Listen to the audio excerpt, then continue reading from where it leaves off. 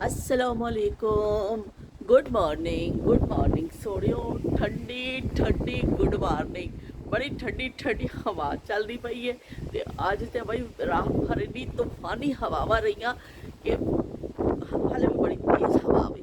शायद तुहानू आवाज़ भी मेरी साफ सुनाई ना दे रही होगी। बड़ी तेज़ हवा आवे। बस मैं कहते ने बच्चा मैं आदत से मजबूर। ते वो मैं भी एक छोटी जी बच्ची है, मेरे अंदर एक छोटी जी बच्ची है कि मैं बाहर निकल आनी हाँ एक ताज़ी हवा का झोंका लैन वास्ते। वरना बड़ी ठंडक है। टोपियां शोपियां निकल आईयां ने ते बड़े मज़े ते बड़े लिशकारे। तो बस मैं हुण अंदर जा रही हाँ बई। बहुत ठंडक है। वो इन्ना ही चक्कर लग सकता सर्दी विच, क्योंकि मैनू साह का भी एक एस्तमा का भी मसला है। थोड़ी जी लाइट खोल लीए वरना तो नज़र ही नहीं आता, कुछ शक्ल ही नहीं पता चलती। तो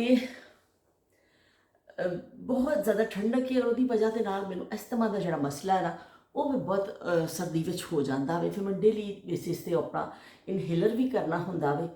और दो तरह के इनहेलर मैंने दिते हुए ने डॉक्टर ने। एक तो मैं डेली करना ही करना, भावें मेरा अटैक होवे या ना होवे, लेकिन एक जो अटैक हो जाता है ना उदों करने वास्ते भी। तो जो अटैक हो जाता है दूसरा जो करना होंदा वो अजकल निकलिया होया वे कि फिर मैनू हुण देखो बाहरों चक्कर ला के आई हाँ। आप बैल मुझे मार, मैं भी कोई घट तो नहीं हाँ, फिर बाहर निकल गई। बहरहाल एक मंजर तक दिखा देता। रात भर बड़िया ठंडिया हवावां रही और बाहर तूफान ते अंदर भी तूफान। अंदर इस तूफान सी कि तबीयत साह इन्ना उखड़िया होया सी कि काफ़ी मेरी तबीयत खराब रही। रात भर जिहड़ी नींद मेरी खासी, मतलब खासी की मैं जागदी ही रही। सौण की काफ़ी कोशिश की पर जो जान तो बनी होवे तो बंदा किस तरह भी सौ सकता है, क्योंकि साह का जड़ा मैनू ज़्यादा हो गया सी। बहरहाल अलहमदुलिल्लाह सुबह जे करके मेरी तबीयत बहाल हुई। पर मैं क्या मैं की करा, चाह बनाई, थोड़ा जा अंडे बॉयल किए अपने और खा के फिर उस बाद मैं लेटी। तो फिर मैनू अल्लाह का शुक्र है नींद आई।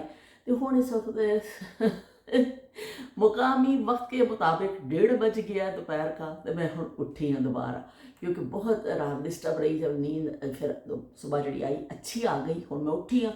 हुण तो बई इन्ना वो कहना तेज़ गाम की स्पीड ना काम करने पैने ने, वरना तो 9-10 बजे जब उठो 9-9:30 तो फिर ही काम ही नहीं मुकते। तो अज तो मैं बड़ी देर ना उठी हाँ। हुण बई शूटां पैणियां ने साड़ियाँ और कराक्रम एक्सप्रेस या तेज़गाम एक्सप्रेस, या हो सकता है कि आजकल ग्रीन लाइन चली है, एक बड़ी तेज़ ग्रीन लाइन की स्पीड ना काम करने पैने ने। फिर काम मुकने ने, क्योंकि बर्तन पे ने सब पे वही रूटीन के जोड़े काम औरतों के होंगे ने सारे काम पे ने। तो मैं भी सारे घरेलू औरत हाँ, तो मैनू भी बई सारे काम निपटाने ने। तो मैं फिर अपनी एक वो टोटका अपना अज फिर कर लिया कि गुड़ वाली चाह बना लीए, बड़ी फ़ायदा देंदी है। ओए होए होए होए, जिन्हें गुड़ वाली चाह नहीं पीती ना उन्हें समझो कभी चाह ही नहीं पीती। और जो कहते हैं जिन लौर नी तकिया जमिया नहीं, जिन लौर नी तकिया जमिया नहीं, लो रे। तो लौर ही है, जिन लौर नहीं तकिया भाई उन्हें की तकिया। तो इस तरह जिन्हें गुड़ वाली चाह नहीं पीती ना भाई उन्हें भी कुछ नहीं पीता जिंदगी। एक दफ़ा जरूर गुड़ वाली चाह पियो, मेरी तो बड़ी फेवरेट है। ओए होए होए होए, अंदर ऐसा जाती है ना, ਸਕੂਨ ਮਾਰਦੀ ਜਾਂਦੀ ਅੰਦਰ। ਤੇ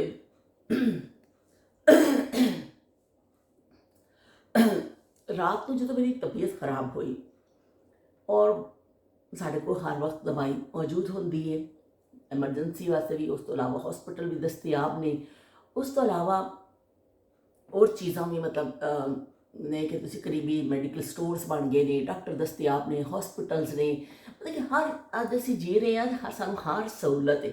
ਮੈਨੂੰ ਫਿਰ ਉਹ ਨਾਯਾਬ ਜ਼ਮਾਨੇ ਯਾਦ ਆ ਗਏ ਜਿਹੜੇ ਅਸੀਂ ਨਹੀਂ ਦੇਖੇ। ਅਸੀਂ ਆਪਣੇ ਬੜਿਆਂ ਕੋਲੋਂ ਸੁਣੇ ਕਿ ਬਈ ਉਸ ਜ਼ਮਾਨੇ 'ਚ ਤੇ ਅੰਮਾ ਜੀ ਦੱਸਦੇ ਹੁੰਦੇ ਸਨ ਮੈਨੂੰ ਕਿ ਅਸੀਂ ਮੀਲਾਂ ਪੈਦਲ ਚੱਲ ਕੇ 3-3 ਮੀਲ ਪੈਦਲ ਚੱਲ ਕੇ ਹਕੀਮ ਕੋਲ ਜਾਂਦੇ ਹੁੰਦੇ ਸਾਂ। ਉਹ ਫਿਰ ਬੱਚੇ ਨੂੰ ਕਹਿਣਾ, ਜੇ ਬੱਚਾ ਬਿਮਾਰ ਹੋਣਾ ਤੇ ਬੱਚੇ ਨੂੰ ਵੀ ਕੁਛੜ ਚੁੱਕਣਾ ਤੇ ਬੱਚੇ ਨੂੰ ਹੀ ਚੁੱਕਿਆ ਹੋਣਾ ਤੇ ਨਾਲ ਅਸੀਂ ਪੈਦਲ ਚੱਲ ਰਹੀਆਂ ਹੁੰਦੀਆਂ ਸਾਂ ਔਰਤਾਂ। ਔਰ ਫਿਰ ਸਾਹ ਲੈ ਲੈਣਾ ਤੇ ਰੁਕ ਕੇ ਕਿਤੇ ਥੋੜ੍ਹਾ ਜਿਹਾ ਸਾਹ ਲੈਣਾ ਤੇ ਫਿਰ ਚੱਲ ਪੈਣਾ। 3 ਮੀਲ ਪੈਦਲ ਜਾ ਕੇ ਡਾਕਟਰ ਮਿਲਦਾ ਸੀ। ਔਰ ਉਹ ਪਿੰਡ ਵਿੱਚ ਜਿੱਥੇ ਰਹਿੰਦੇ ਸਾਂ ਇੱਕ ਛੋਟਾ ਜਿਹਾ ਨਾਲ ਸ਼ਹਿਰ ਸੀ। ਫਿਰ ਉੱਥੋਂ ਡਾਕਟਰ ਨੂੰ ਦਿਖਾਣਾ, ਉਹ ਡਾਕਟਰ ਹਕੀਮ ਨੂੰ ਉਸ ਜ਼ਮਾਨੇ 'ਚ ਡਾਕਟਰ ਨਹੀਂ ਸਨ, ਹਕੀਮ ਸਨ, ਹਕੀਮ ਨੂੰ ਦਿਖਾ ਕੇ ਫਿਰ ਪੁੱਠੇ ਪੈਰ ਵਾਪਸ ਕਿ ਬਈ ਫਿਰ ਅੰਮਾ ਨੇ ਕਹਿਣਾ ਜੇ ਕੋਈ ਗੱਡਾ ਜਾ ਰਿਹਾ ਹੁੰਦਾ ਸੀ ਉੱਧਰ ਸ਼ਹਿਰ ਵੱਲ ਨੂੰ ਤੇ ਗੱਡੇ ਵਾਲੇ ਨੇ ਬਿਠਾ ਲੈਣਾ ਕਿ ਵਿਚਾਰੀਆਂ ਔਰਤਾਂ ਨੇ ਤੁਸੀਂ ਗੱਡੇ ਤੇ ਬਹਿ ਜਾਣਾ, ਤੇ ਜੇ ਨਹੀਂ ਤੇ ਫਿਰ ਪੈਦਲ ਹੀ ਲਗੇ ਜਾਣਾ, ਤੇ ਬਸ ਬਈ ਹਾਲਤ ਬੁਰੀ ਹੋ ਜਾਂਦੀ ਸੀ ਉਸ ਜ਼ਮਾਨੇ 'ਚ। ਤਦੇ ਲੋਕਾਂ ਦੀਆਂ ਜੁੱਤੀਆਂ ਵੀ ਬੜੀਆਂ ਟੁੱਟਦੀਆਂ ਹੁੰਦੀਆਂ ਸਨ ਕਿ ਪੈਦਲ ਲੋਕ ਚੱਲਦੇ ਸਨ, ਜੁੱਤੀਆਂ ਬਾਰ-ਬਾਰ ਗੰਢਾਣੀਆਂ ਪੈਂਦੀਆਂ ਸਨ। ਉਸ ਤੋਂ ਬਾਅਦ ਜਿਹੜਾ ਸਾਡਾ ਜ਼ਮਾਨਾ ਆਇਆ ਉਹ ਇਹ ਸੀ ਕਿ ਅਸੀਂ ਜਿਸ ਏਰੀਏ 'ਚ ਬਚਪਨ 'ਚ ਰਹੇ ਉੱਥੇ ਬਹੁਤ ਜ਼ਿਆਦਾ ਡਾਕਟਰ ਦਿਨ ਦੇ ਟਾਈਮ 'ਤੇ ਨਹੀਂ ਹੁੰਦੇ ਸਨ। ਦਿਨ ਨੂੰ ਕੋਈ ਉੱਥੇ ਡਾਕਟਰ ਨਹੀਂ ਮਿਲਦਾ ਸੀ, ਕਿ ਬਸ ਸ਼ਹਿਰ ਹੀ ਹੁੰਦਾ ਸੀ। ਕਰਾਚੀ ਵਿੱਚ ਰਹੇ ਅਸੀਂ, ਕਰਾਚੀ ਵਿੱਚ ਸਿਵਲ ਹਸਪੀਟਲ ਕਰਾਚੀ ਦਾ ਜਿਹੜਾ ਉਹ ਹੁੰਦਾ ਸੀ ਬੜਾ, ਹੋਰ ਹਸਪਤਾਲਾਂ ਦੇ ਸਾਨੂੰ ਜ਼ਿਆਦਾ ਨਾਂ ਨਹੀਂ ਪਤਾ, ਉਸ ਜ਼ਮਾਨੇ 'ਚ ਵੀ ਹੋਣਗੇ, ਪਰ ਇਹ ਕਿ ਸਿਵਲ ਹਸਪੀਟਲ ਹੁੰਦਾ ਸੀ ਕਿ ਬਹੁਤ ਕਿਸੇ ਨੂੰ ਐਮਰਜੈਂਸੀ ਹੈ ਕੁਛ, ਉਹ ਵੀ ਬਹੁਤ ਦੂਰ ਪੈਂਦਾ ਸੀ ਸਾਡੇ ਘਰ ਤੋਂ। ਕਿ ਜਿਹੜਾ ਸਾਡਾ ਇਲਾਕਾ ਸੀ ਮਜ਼ਾਫਾਤੀ ਏਰੀਆ ਕਰਾਚੀ ਦਾ, ਉੱਥੇ ਕੋਈ ਦਿਨ ਦੇ ਟਾਈਮ ਡਾਕਟਰ ਨਹੀਂ ਹੁੰਦਾ ਸੀ, ਸ਼ਾਮ ਨੂੰ ਇੱਕ ਡਾਕਟਰ ਬੈਠਦੇ ਹੁੰਦੇ ਸਨ, ਡਾਕਟਰ ਅਜ਼ੀਮ। ਮੈਨੂੰ ਅੱਜ ਵੀ ਉਹਨਾਂ ਦਾ ਨਾਂ ਯਾਦ ਹੈ, ਉਹਨਾਂ ਦੇ ਕਲੀਨਿਕ ਦਾ ਪੂਰਾ ਨਕਸ਼ਾ ਯਾਦ ਹੈ। ਇੱਕ ਕਮਰੇ 'ਚੋਂ ਬੈਠਦੇ ਸਨ, ਛੋਟਾ ਜਿਹਾ ਕੰਪਾਊਂਡਰ ਵਾਲਾ ਹਿੱਸਾ ਹੁੰਦਾ ਸੀ ਤੇ ਨਾਲ ਕੁਰਸੀਆਂ ਲੱਗੀਆਂ ਹੁੰਦੀਆਂ ਸਨ ਬਹਿਣ ਵਾਸਤੇ। ਇਸ ਤਰ੍ਹਾਂ ਮੈਨੂੰ ਅੱਜ ਵੀ ਉਹ ਨਕਸ਼ਾ ਬਿਲਕੁਲ ਜ਼ੇਨ 'ਚ ਉਸੇ ਤਰ੍ਹਾਂ ਹੀ ਯਾਦ ਹੈ। ਤੇ ਉਹ ਡਾਕਟਰ ਅਜ਼ੀਮ ਸ਼ਾਮ ਨੂੰ ਬੈਠਦੇ ਸਨ, ਦਿਨ ਨੂੰ ਸ਼ਾਇਦ ਕਿਤੇ ਹੋਰ ਜੌਬ ਕਰਦੇ ਹੋਣਗੇ, ਤੇ ਵੀ ਸ਼ਾਮ ਨੂੰ ਆ ਕੇ ਆਪਣੇ ਕਲੀਨਿਕ 'ਤੇ ਬੈਠਦੇ ਸਨ। ਉਹ ਫਿਰ ਜੇ ਬੱਚਾ ਕੋਈ ਜਿਹੜਾ ਕੋਈ ਬਿਮਾਰ ਹੋਣਾ, ਫਿਰ ਉਹ ਚਲੋ ਵੀ ਸ਼ੀਸ਼ੀਆਂ ਘਰੋਂ ਲੈ ਕੇ ਜਾਈਆਂ ਜਾਂਦੀਆਂ ਸਨ, ਦਵਾਈ ਵਾਲੀਆਂ ਸ਼ੀਸ਼ੀਆਂ। ਹੁਣ ਤਾਂ ਤੁਹਾਨੂੰ ਮੈਡੀਕਲ ਸਟੋਰ ਤੋਂ ਲਿਖ ਦਿੰਦੇ ਨੇ ਡਾਕਟਰ, ਫਟਾਫਟ ਐਸਾ ਕਰਕੇ ਸੋਹਣੀ ਜਿਹੀ ਰਾਈਟਿੰਗ ਮਾਰਦੇ ਨੇ ਤੇ ਤੁਹਾਨੂੰ ਲਿਖ ਕੇ ਦੇ ਦਿੰਦੇ ਨੇ। ਉਸ ਜ਼ਮਾਨੇ ਵਿੱਚ ਉਹ ਕਹਿੰਦੇ ਕਾਗਜ਼ ਕਲਮ ਦਵਾਤ ਲਾ, ਲਿਖ ਦੂੰ ਦਿਲ ਤੇਰੇ ਨਾਮ ਕਰੂੰ। ਤੇ ਕਾਗਜ਼ ਕਲਮ ਦੇ ਉੱਤੇ ਇੰਨੀ ਸੋਹਣੀ ਦਵਾਈ ਲਿਖ ਕੇ ਡਾਕਟਰ ਤੁਹਾਨੂੰ ਮਹਿੰਗਾ ਜਿਹਾ ਨੁਸਖਾ ਦੇ ਦਿੰਦੇ ਨੇ ਕਿ ਜਾਓ ਵੀ ਫੁੱਟਾ ਖਾਓ ਤੇ ਹੁਣ ਤੁਸੀਂ ਜਾ ਕੇ ਮਹਿੰਗੀਆਂ ਮਹਿੰਗੀਆਂ ਦਵਾਈਆਂ ਖਰੀਦੋ। ਪਰ ਉਸ ਜ਼ਮਾਨੇ 'ਚ ਡਾਕਟਰ ਆਪਣੇ ਕੋਲੋਂ ਹੀ ਦਿੰਦੇ ਹੁੰਦੇ ਸਨ, ਉਹ ਲਿਖ ਕੇ ਪਰਚੀ ਤੇ ਜ਼ਰੂਰ ਦਿੰਦੇ ਸਨ, ਪਰ ਉਹ ਕੰਪਾਊਂਡਰ ਨੂੰ ਦੇਣੀ ਹੁੰਦੀ ਸੀ, ਉਹਨੂੰ ਜਾ ਕੇ ਦੇ ਦਿੰਦੇ ਸਨ। ਉਹ ਫਿਰ ਲਾਲ ਰੰਗ ਦਾ ਸ਼ਰਬਤ ਬੜਾ ਇੱਕ ਹੁੰਦਾ ਸੀ, ਕੋਈ ਬਿਮਾਰ ਹੈ, ਕਿਸੇ ਢਿੱਡ 'ਚ ਦਰਦ ਹੈ, ਕਿਸੇ ਸਿਰ 'ਚ ਪੀੜ ਹੈ, ਕਿਸੇ ਬਾਂਹ 'ਚ ਦਰਦ ਹੈ, ਕਿਸੇ ਨੂੰ ਕੁਛ ਹੈ, ਕਿਸੇ ਨੂੰ ਕਬਜ਼ ਹੈ, ਹਰ ਬੰਦੇ ਨੂੰ ਤਾਂ ਉਹ ਲਾਲ ਸ਼ੀਸ਼ੀ ਉਹ ਦਵਾਈ ਜਿਹੜੀ ਸਿਰਪ ਜਿਹਾ ਜ਼ਰੂਰ ਮਿਲਦਾ ਹੁੰਦਾ ਸੀ, ਪਤਲਾ ਜਿਹਾ।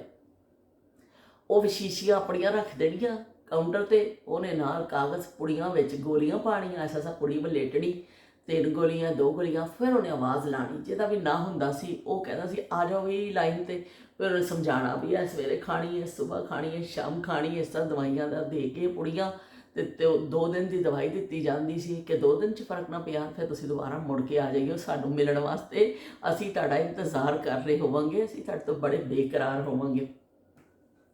ਤੇ ਨਾਲ ਕੀ ਕਹਿੰਦੇ ਨੇ ਉਹ ਸਿਰਪ ਦੇ ਦਿੱਤਾ ਜਾਂਦਾ ਸੀ ਕਿ ਵੀ ਤੁਸੀਂ ਸਿਰਪ ਪੀਓ, ਔਰ ਬਸ ਲੋਕ ਵਿਚਾਰੇ ਪੈਦਲ ਹੀ ਜਾਂਦੇ ਸਨ, ਪੈਦਲ ਵਾਪਸ ਆਉਣ। ਬੁਖਾਰ 102 103 104 ਜਿੰਨਾ ਮਰਜ਼ੀ ਬੁਖਾਰ ਤੁਹਾਨੂੰ ਹੋਵੇ, ਜਾਣਾ ਤੁਸੀਂ ਪੈਦਲ ਹੀ ਹੈ। ਤੁਸੀਂ ਉਹ ਕੋਈ ਸਵਾਰੀ ਨਹੀਂ ਹੁੰਦੀ ਸੀ ਸਾਡੇ ਇਲਾਕੇ 'ਚ, ਪੈਦਲ ਹੀ ਡਾਕਟਰ ਕੋਲ ਜਾਣਾ ਵੀ ਬੜਾ ਔਖਾ ਲੱਗਦਾ ਸੀ। ਉਸ ਜ਼ਮਾਨੇ ਵਿੱਚ ਇਸ ਤਰ੍ਹਾਂ ਕਿਹਾ ਜਾਂਦਾ ਸੀ, ਅੱਜ ਤੇ ਬਿਲਕੁਲ ਬਰਕਸ।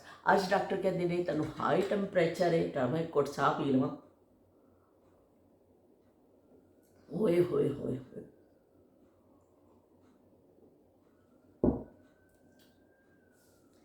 ਡਾਕਟਰ ਕਹਿੰਦੇ ਨੇ ਅੱਜ ਕੱਲ੍ਹ ਕਿ ਤੁਸੀਂ ਅਗਰ ਹਾਈ ਟੈਂਪਰੇਚਰ ਹੈ ਤੁਹਾਨੂੰ, ਤੇ ਤੁਸੀਂ ਠੰਡੇ ਪਾਣੀ ਦੀਆਂ ਪੱਟੀਆਂ ਰੱਖੋ, ਬਰਫ਼ ਦੀਆਂ ਪੱਟੀਆਂ ਰੱਖੋ, ਔਰ ਕੱਪੜੇ ਉਤਾਰ ਦੇਵੋ, ਪੱਖਾ ਚਲਾ ਦੇਵੋ, ਖਿੜਕੀਆਂ ਖੋਲ੍ਹ ਦੇਵੋ, ਕੱਪੜੇ ਉੱਤੋਂ ਉਤਾਰ ਦੇਵੋ ਤਾਂ ਕਿ ਤੁਹਾਡੇ ਜਿਸਮ ਦਾ ਟੈਂਪਰੇਚਰ ਘਟੇ, ਬੁਖਾਰ ਉਤਰੇ। ਅੱਜ ਕੱਲ੍ਹ ਇਹ ਤਰੀਕਾ ਹੈ। ਉਸ ਜ਼ਮਾਨੇ ਵਿੱਚ ਕਹਿੰਦੇ ਸਨ ਵੀ ਉੱਤੇ ਕੱਪੜਾ ਲੇਟੋ, ਤੈਨੂੰ ਬੁਖਾਰ ਚੜਿਆ ਮਰ ਜਾਏਗਾ, ਲੈ ਉੱਤੇ ਖੇਸ। ਉਹ ਖੇਸ ਲੈ ਕੇ ਬੱਚਿਆਂ ਦੀ ਜੋ ਗਰਮੀ ਵੀ ਲੱਗਣੀ, ਵੱਡਿਆਂ ਨੇ ਕਹਿਣਾ ਵੀ ਖੇਸ ਲਵੋ, ਉੱਤੇ ਲਵੋ ਖੇਸ, ਤੈਨੂੰ ਪਸੀਨਾ ਆਵੇ ਤੇ ਬੁਖਾਰ ਉਤਰੇ। ਉਹ ਤੋਬਾ ਤੋਬਾ, ਉੱਤੋਂ ਬੁਖਾਰ ਉੱਤੋਂ ਖੇਸ ਜਾਂ ਕੋਈ ਰਜ਼ਾਈ ਦੇ ਦਿੱਤੀ ਜਾਂਦੀ ਸੀ ਕਿ ਵਲੇਟ ਇਹਨੂੰ ਤਾਂ ਪੈ ਦੇ ਵਿੱਚ। ਔਰ ਹਾਦਸਾਤੀ ਤੌਰ 'ਤੇ ਕਹਿ ਦਿਓ ਜਾਂ ਮੌਜਜ਼ਾਤੀ ਤੌਰ 'ਤੇ ਕਹਿ ਦਿਓ, ਉਹ ਵਾਕਈ ਖੇਸ ਲੈ ਕੇ ਪਸੀਨਾ ਆ ਜਾਂਦਾ ਸੀ, ਬੁਖਾਰ ਉਤਰ ਜਾਂਦਾ ਸੀ। ਤੇ ਬਹਿਰਹਾਲ ਉਹ ਟੈਮ ਕਾ ਗੇਮ ਹੈ ਸਾਰਾ, ਹੁਣ ਪਤਾ ਨਹੀਂ ਕਿਹੜੀ ਗੱਲ ਸਹੀ ਸੀ। ਬਹਿਰਹਾਲ ਬਜ਼ੁਰਗਾਂ ਦੇ ਨੁਸਖੇ ਅੱਜ ਵੀ ਬੜੇ ਕਾਰਾਮਦ ਨੇ, ਉਹਨਾਂ ਦੀਆਂ ਗੱਲਾਂ ਵੀ ਬੜੀਆਂ ਸੱਚੀਆਂ ਲੱਗਦੀਆਂ ਨੇ। ਅੱਜ ਦੇ ਜ਼ਮਾਨੇ 'ਚ ਅਸੀਂ ਜਦੀਦ ਟੈਕਨੋਲੋਜੀ 'ਚ ਜਦੋਂ ਪਹੁੰਚੇ ਹਾਂ, ਫਿਰ ਵੀ ਸਾਨੂੰ ਉਹਨਾਂ ਦੀਆਂ ਗੱਲਾਂ ਠੀਕ ਹੀ ਲੱਗ ਰਹੀਆਂ ਨੇ।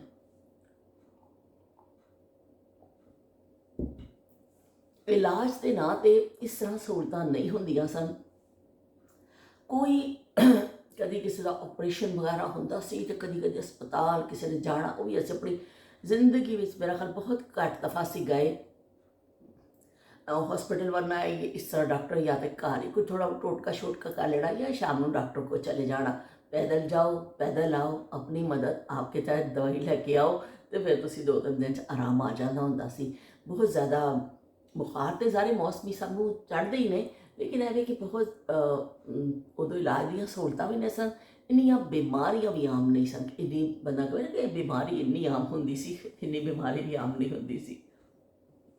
तो मैंने वही ज़बाने याद आ गए कि जो लोगों को डॉक्टर नहीं सी, सहूलतां नहीं सन, पर फिर भी लोग देखो किस तरह अपने टोटके भी कर लेंदे सन या किन्नी तकलीफां दे नाल जांदे सन। अज दा इंसान किन्नी आसानी विच बैठा है और फिर भी असी हर वेले नाशुक्री करते नज़र आने किसी ना किसी हवाले दे नाल। इन्नी सहूलत होने के बावजूद भी इंसान खुश नहीं है। उस जमाने इन्नियां सहूलतां नहीं सन, लेकिन इंसान बड़े खुश सन। तो अम्मा मेरे कहते होंदे सन कि हकीम को जाना सी, जो बुखार तेज चढ़िया होना तो हकीम ने कहना कि इमली ते आलू बुखारे का पानी बना के पियो तो ठीक हो जाओगे। कहना तो बाहर निकलना इन्ना गुस्सा चढ़ना सानू कि दसो इन्नी दूर असी टुर के कोल आए आ, इन्हें सानू कहना भी तू खरबूजा खा, कोई दवाना खा, कोई चंगी जी सानू शै दसदा इमली आलू बुखारे। इमली आलू बुखारे का शरबत वाकई इन्ना मुजरब होंदा सी गर्मी दौड़ाउण वास्ते। बुखार तुहानू रह चुकिया, भुख मर गई है, ਤੁਹਾਡੇ ਮਤਲਬ ਜ਼ਾਇਕਾ ਖਤਮ ਹੋ ਗਿਆ, ਇਸ ਤਰ੍ਹਾਂ ਤੁਹਾਡਾ ਮਤਲੀ ਦਾ ਦਿਲ ਹੋ ਰਿਹਾ, ਤੁਸੀਂ ਕਾਫੀ ਦਿਨ ਬਿਮਾਰੀ ਤੋਂ ਬਾਅਦ ਉੱਠੇ ਹੋ ਤੁਹਾਡਾ ਜੀ, ਤੇ ਤੁਸੀਂ ਉਹ ਗਰਮੀ ਹੈ ਸਪੈਸ਼ਲੀ ਤੁਸੀਂ ਇਮਲੀ ਆਲੂ ਬੁਖਾਰਾ ਦਾ ਸ਼ਰਬਤ ਤੇ ਗਰਮੀਆਂ 'ਚ ਲਾਜ਼ਮੀ ਪੀਤਾ ਜਾਂਦਾ ਸੀ। ਉਹਦੇ ਨਾਲ ਹੁੰਦਾ ਸੀ कि बड़ा जल्दी का फायदा होंदा। बहुत ही अच्छी चीज़ है गर्मी के वास्ते, क्योंकि उस जमाने होर चीज़ां नहीं सन, लोग अपने यही देसी चीज़ां इस्तेमाल करते सन और वो चलो फिर आराम भी आता सी। साडे घर भी डेली गर्मी ते डेली बेसिस ते इमली का शरबत बनता होंदा सी। सुबह सुबह उठ के अब्बू ने सारिਆਂ ਨੂੰ एक गिलास पिला देना कि आ जाओ भी लाइन 'ਚ लग जाओ, तो इमली आलू बुखारे का अम्मी ने नाश्ता बनाते होना, अब्बू ने सानू सवेरे सवेरे इमली आलू बुखारे का रात को भ्यो दिता जाता सी, शरबत पिला दिता जाता सी। बस बई सारा दिन गर्मी बर्दाश्त करने की ताकत आ जाती सी कि वो पता ही नहीं होंदा सी कि हुण असीं बहुत ज़्यादा वैसे नाजुक भी बन गए हैं। और जरा जी असीं उत्ते कहते हाय मर चले बई, हुण साडे जिन्ना ते जुल्म किसी ते हो ही नहीं रहा। तो नायाब जमाने जो कोई सहूलत नहीं सी, पर लोग जी गए उन्होंने जमानिया, लोग उन्होंने जमानिया ये कहते हैं बर्दाश्त भी कर गए, जी भी गए, तो वो जमाने याद आते हैं। मैंने एक छोटी चीज़ तुहाडे वास्ते नज़म मैं उतारी सी, वो कीती सी, मैं देखनी हाँ अगर मैनू मिल जाती है मैं तुहानू सुनानी हाँ।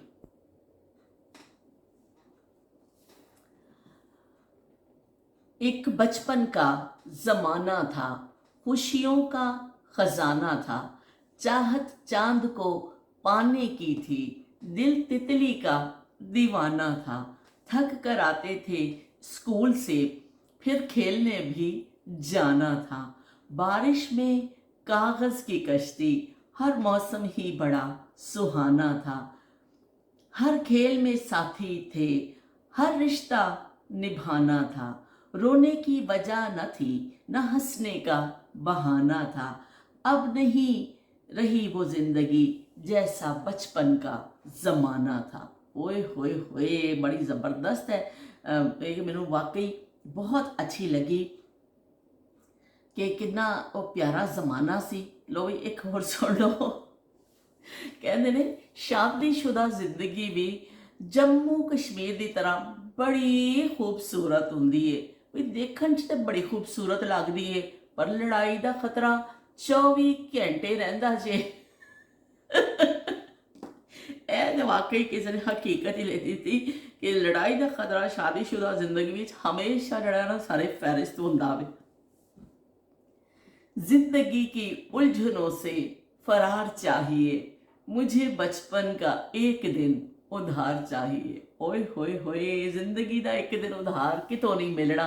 जिन्हें मर्जी तुसी पैसे लैके आ जाओ, जिन्हें मर्जी तुसी दौलतमंद बन जाओ, और जो बचपन है ना वो गवाच गया, तो वो चला गया, हुण तुहानूं कदी नहीं मिलना। भावें कुछ भी तुसी कर लवो, गया वक्त वापस नहीं आता।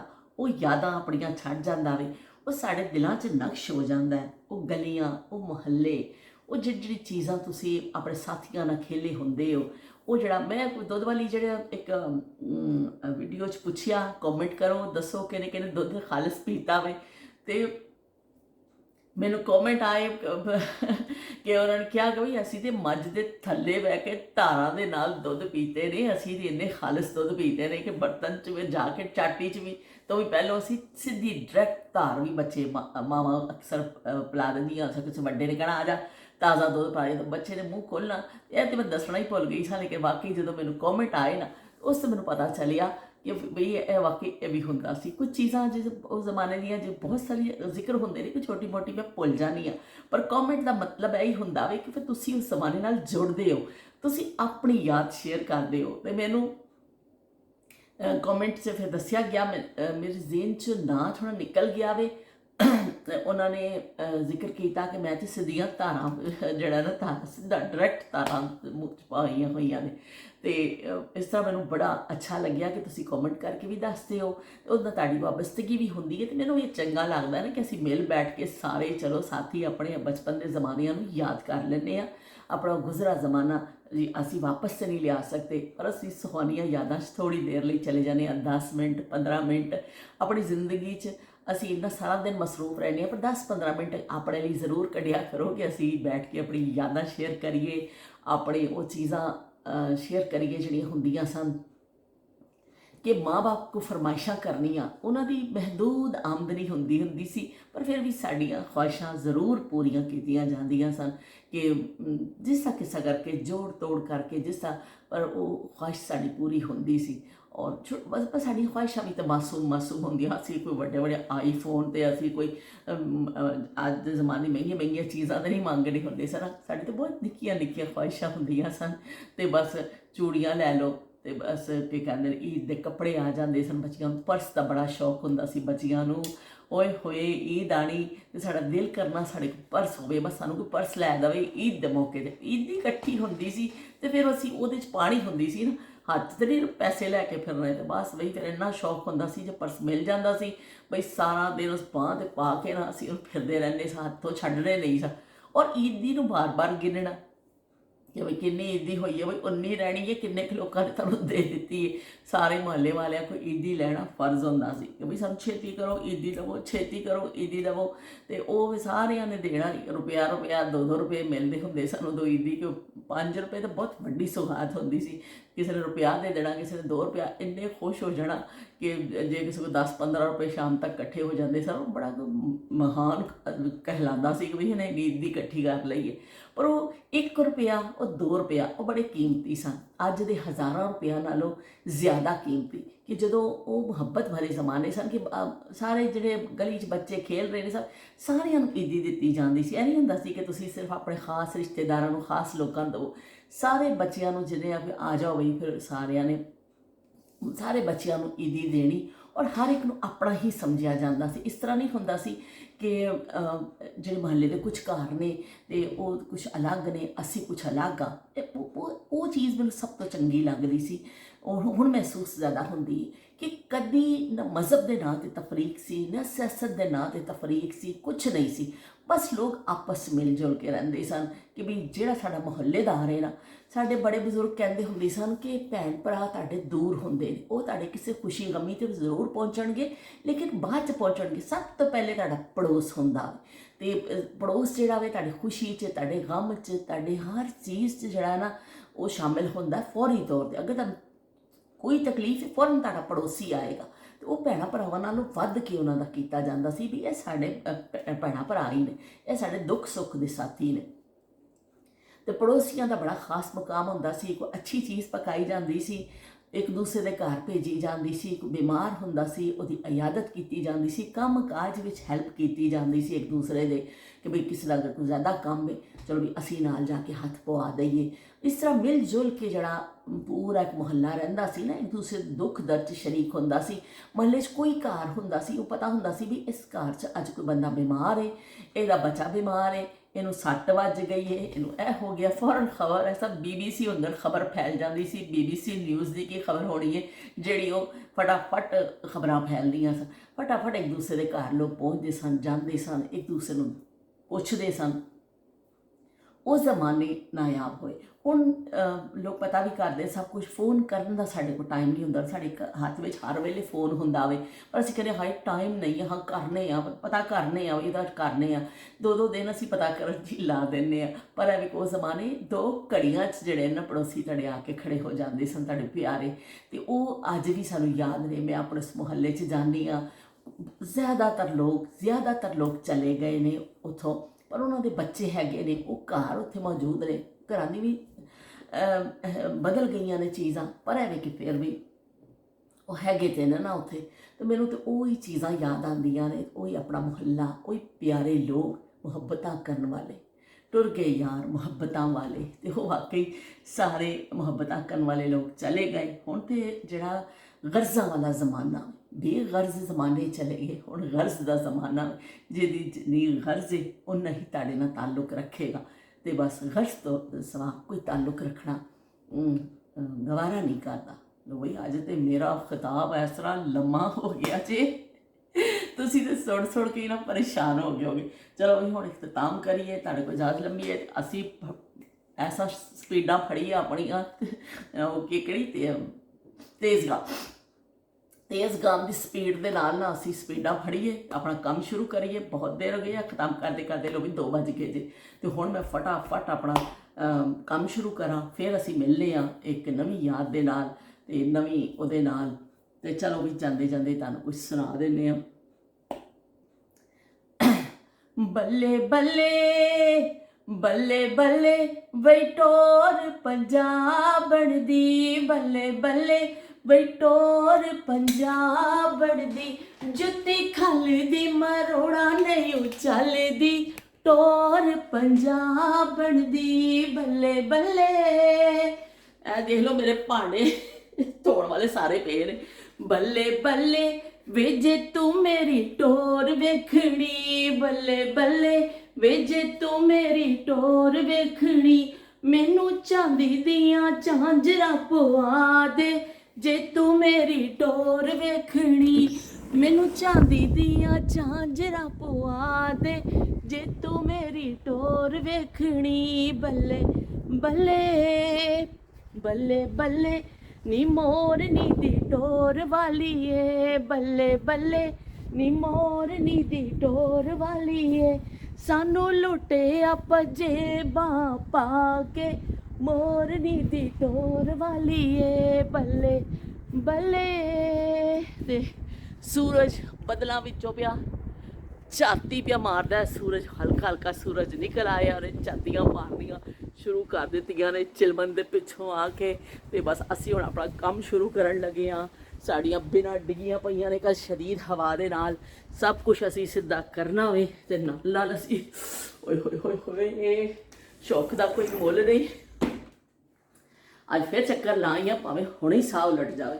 ਚਲੋ ਵੀ ਚੱਲਦੇ ਹਾਂ, ਫਿਰ ਮਿਲਦੇ ਹਾਂ ਤੁਹਾਡੇ ਨਾਲ ਇੱਕ ਨਵੀਂ ਯਾਦ ਦੇ ਨਾਲ। ਬਚਪਨ ਨੂੰ ਅਸੀਂ ਭੁੱਲਣਾ ਨਹੀਂ ਹੈ, ਤੇ ਤੁਸੀਂ ਸਾਰਿਆਂ ਨੇ ਛੇਤੀ ਚੰਗੇ ਕਮੈਂਟ ਕਰਕੇ ਦੱਸਣਾ ਤੁਸੀਂ ਕਦੀ ਡਾਕਟਰ ਕੋਲ ਗਏ ਸੋ ਕਿ ਨਹੀਂ, ਕਦੀ ਟੀਕਾ ਲੱਗਿਆ ਸੀ ਕਿ ਨਹੀਂ। ਓਏ ਟੀਕਾ ਤਾਂ ਮੈਂ ਭੁੱਲ ਹੀ ਗਈ, ਹਾਂ ਹਾਏ ਇੰਨਾ ਅਹਿਮ ਆਈਟਮ ਦੇਖੋ ਭੁੱਲ ਗਈ ਕਿ ਟੀਕਾ ਵੀ ਤਾਂ ਲੱਗਦਾ ਹੁੰਦਾ ਸੀ। ਫਿਰ ਡਾਕਟਰ ਸਾਹਿਬ ਨੇ ਲਾਣਾ ਤੇ ਚੀਕਾਂ ਪੈਣੀਆਂ, ਤੇ ਇੱਕ ਉਹ ਬਰਤਨ ਹੁੰਦਾ ਸੀ, ਉਹ 'ਚ ਸੂਈਆਂ ਤੇ ਸਰਿੰਜਾਂ ਰੱਖੀਆਂ ਹੁੰਦੀਆਂ ਸਨ, ਤੇ ਉਹ ਫਿਰ ਉਹ 'ਚੋਂ ਕੱਢ ਕੇ ਡਾਕਟਰ ਸਾਹਿਬ ਨੇ ਟੀਕਾ ਜ਼ਰੂਰ ਠੋਕਣਾ ਹੁੰਦਾ ਸੀ।